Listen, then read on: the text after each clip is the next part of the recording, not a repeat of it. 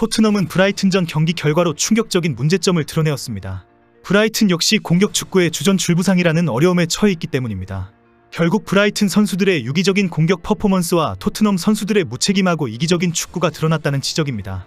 토트넘이 프리미어리그에서 상위권에 들어가고 챔스리그나 유로파리그에 출전은 가능할지 몰라도 우승컵을 들어올릴 수준이 아니다는 비판을 받게 되었습니다.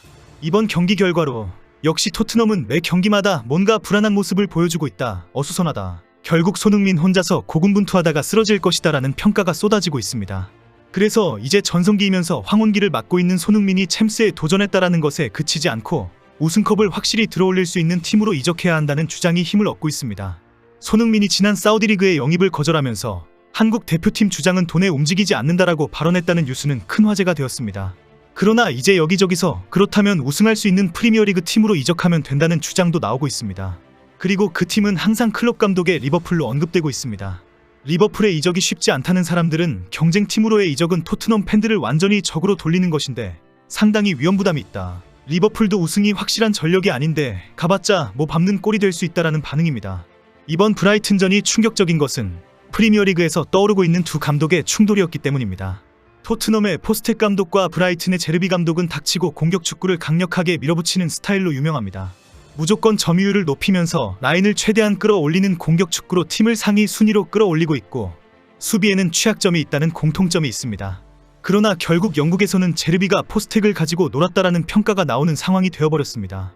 브라이튼도 주전 미토마와 아딩그라의 부상 등 줄부상 상태이고 수비가 무너진 상황인데도 유기적인 팀 퍼포먼스를 확실히 보여주었습니다.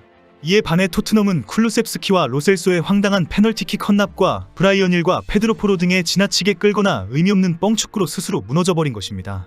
브라이튼은 지난해 창단 첫 유로파리그 진출을 확정지으면서 프리미어리그에 큰 충격을 주었습니다. 브라이튼의 감독인 로베르토 데제르비는 맨시티의 펩 과르디올라 감독 밑에서 전술과 훈련 방법을 배웠습니다. 제르비 감독의 기존 전술은 공을 항상 소유하고 그 공을 소유하는 지역이 상대팀 그라운드이기를 추구합니다. 한두 명의 선수에게 의존하기보다는 11명의 선수가 유기적으로 연결된 팀 퍼포먼스를 강조합니다. 결국 제르비 감독은 공격적인 점유율 축구를 구사하면서 경기당 패스수, 패스 성공률이 리그 상위팀보다 더 뛰어나다는 평가를 받습니다. 토트넘의 포스텍 감독도 맨시티의 펩 감독과 브라이튼의 제르비 감독과 전술이 비슷하다는 평가를 받고 있습니다. 기자회견에서도 펩 감독의 전술과 똑같다라는 지적이 화제가 될 정도입니다. 그러나 이번 대결에서 브라이튼 제르비 감독의 발전적인 차별화가 승리했다라는 평가를 받게 되었습니다. 이번 토트넘과 브라이튼의 경기 결과는 토트넘이 리그 상위권에 올라갈 수 있을까라는 의심을 하게 했습니다. 로메로가 결장해서 수비가 완전히 무너졌다. 판더벤과 비수마가 없어서 중원이 뻥뻥 뚫렸다. 메디슨이 없어서 공격이 무너졌다라고 변명하기에는 많은 문제점이 노출되었기 때문입니다. 실제 경기 후 포스텍 감독도 우리 선수들이 모두 피곤해 보였다. 지치다 보니 날카로움이 부족했다. 부상자가 너무 많은 상황에서 선수들은 나름의 방식으로 최선을 다했다라고 말했습니다. 결국 토트넘 패배의 가장 큰 원인이 핵심 선수들의 무더기 결장을 꼽은 것입니다. 이에 반해 손흥민은 크게 화를 내었습니다. 매우 실망스러운 경기력이었다. 기대의 수준에 미치지 못했다. 마지막 15분을 뛴 것처럼 모든 경기를 뛰어야 한다. 큰 위기의식을 느껴야 한다라고 팀 동료를 지적했다고 보도되고 있습니다. 실제 토트넘 선수들은 스스로 무너졌다라는 지적을 받을 정도로 지나치게 흥분하고 마무리 엉망의 이기적인 뻥축구로 사상 최악의 경기력을 보여주었습니다. 토트넘은 이날 손흥민, 히샬리송, 브레넌 존슨이 공격진에서 선발 출전하였고 클루셉스키가 뒤를 바쳤습니다. 그러나 초반부터 공격적으로 나온 브라이턴 기세에 최근 부상 리스크를 아는 수비진이 휘청거렸습니다. 결국 전반 11분 만에 잭 하인세루드에게 선제골을 내줬고 12분 뒤엔 클루셉스키의 반칙으로 페널티킥을 허용하면서 0대2로 끌려가는 경기를 하게 되었습니다. 토트넘은 후반 추격에 나섰지만 히샬리송이 여러 차례 득점 기회를 놓치기만 했습니다. 오히려 후반 18분 페르비스 에스투피난에게 왼발 중거리포로 세 번째 실점했고 후반 31분엔 교체로 들어온 지오바니 로셀소가 또다시 상대의 페널티킥을 허용했습니다. 히샬리송이 벤치로 물러난 뒤 원톱으로 올라선 손흥민은 끝까지 고군분투했습니다. 손흥민은 후반 36분 페널티 아크 오른쪽에서 공을 잡았고 노마크 상황이던 벨리스에게 연결해서 한 점을 따라 잡았습니다. 5분 뒤 벤 데이비스의 헤더 추가골이 터지는 등 막판 파상 공세를 이어갔습니다. 추가 시간이 9분이나 주어졌지만 공간을 따라 움직이던 손흥민이 크게 화를 내는 순간이 발생했습니다. 후반 파페사르 대신 교체로 들어온 브라이언 힐이 또 무리하게 슛을 시도했기 때문입니다. 힐은 당시 양쪽에 손흥민과 쿨루셉스키가 뛰어들어오고 있었는데도 수비수 3명을 앞에 두고 황당한 슈팅을 날려버렸습니다. 로메로의 결장으로 센터백으로 출전한 에메르송 로얄의 경기력도 최악이었습니다. 첫 실점 장면 때 주앙 페드로의 드리블 돌파를 막지 못하면서 화를 키웠습니다.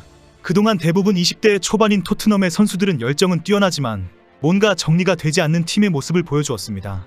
과연 손흥민이 영국에서 우승컵을 한 번이라도 들어 올리고 은퇴를 할 수 있을까라는 걱정을 하게 하는 토트넘입니다. 그럴 때마다 손흥민에게 해리케인과 같은 결정을 내릴 때가 되었다라는 지적이 나오고 있습니다. 실제 영국 내 많은 축구 전문가들과 언론들도 손흥민이 우승컵을 들어올리기 위해서는 토트넘을 떠나야 한다라고 주장해왔습니다. 그럴 때마다 언급되는 팀이 클롭 감독의 리버풀입니다. 손흥민의 리버풀 이적은 그동안 수도 없이 뉴스로 보도되었습니다. 지난 10월에도 영국의 더부트룸은 리버풀이 손흥민 영입에 관심을 보이고 있다. 리버풀은 핵심 공격수였던 사디오 마네와 호베르투 피르미누를 연달아 이적시킴으로써 손흥민의 이적 가능성을 열어두었다라고 보도했습니다. 이어서 클롭 리버풀 감독은 리그 7라운드에서 전반 36분에 손흥민에게 선제골을 먹었을 때 그를 영입하려는 결심을 굳혔다라고 전했습니다.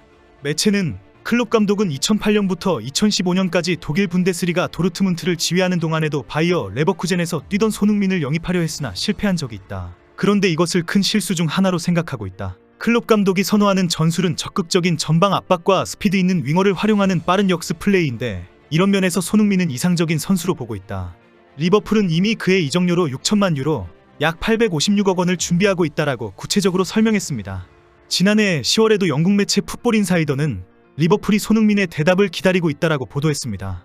스코틀랜드 레전드 출신의 프랭크 메가베니가 리버풀에게서 확인했다. 결국 손흥민은 리버풀로 갈 것이다라고 밝혔기 때문입니다. 그리고 메가베니는 손흥민이 리버풀의 안필드에 간다면 그는 절대적인 스타가 될 것이고 손흥민과 리버풀은 우승컵을 들어 올릴 것이다라고 주장했습니다.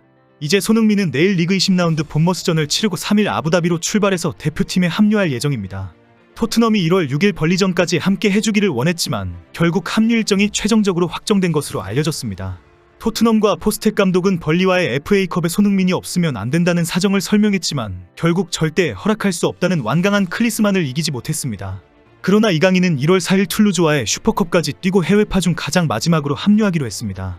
이강인의 슈퍼컵 출전은 처음으로 우승의 감격을 경험하라라는 클리스만의 배려입니다. 슈퍼컵은 직전 시즌 리그1 챔피언과 프랑스컵 챔피언이 단판으로 맞붙는 대회입니다. 만약 파리 생제르맹이 툴루즈를 꺾는다면 이강인은 우승컵을 들어 올리게 됩니다. 이강인의 요청에 클리스만이 허락한 것입니다. 그래도 토트넘은 파리 생제르맹은 배려해주면서 토트넘의 간곡한 요청을 외면했다면서 분노하고 있습니다. 손흥민이 결장하게 되는 1월에 토트넘은 최악의 위기 상황에 처하게 되었습니다. 승점 3점 확보가 어려워지고 리그 순위도 주르르 밀려날 판입니다. 손흥민이 우승컵을 들어올리기 위해서는 결단의 시간이 오고 있다라는 지적이 힘을 얻고 있습니다.